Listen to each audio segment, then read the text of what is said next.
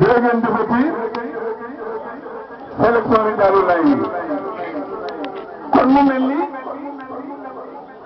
fii ci Notto Gouye Diama 2013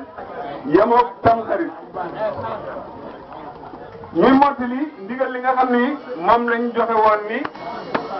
fu ñu dem nañ ko fa wax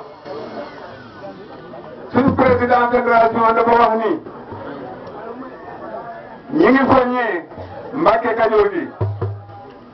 ndax la fa war bari na te liñ defee bari na mu wax ni nag képp koo xam ni defe ko woon na nga def ku defoon ni te mataloon na nga def ndax am na luñ jàppoon ci suñu xel ni daay na bu dee loolu la war a joxe asaka ja rek diggagul kon loolu lañ bëgg kenn ku mën di doon yaa xam foo jógee ndigal li nga xam ne moom lañ sëriñ bi joxe woon rek moom lañ ñëwoon fu ma dem naa ko fàttali loolu la ma njóogu waxoon Alaaji Jaañ ngi nii léegi dama ko soññiwaat kon kenn ku ci dese muy Ndakaaru sa am ak fu mën di doon bu fekkee da ngaa defoon ñaar fukki junni yi itam yemalewuñu la ci ñaar fukki junni su fekkee ni dafa boo woon ñaar fukki junni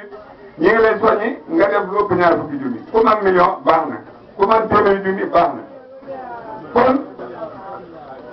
sélection soxna yi bismillah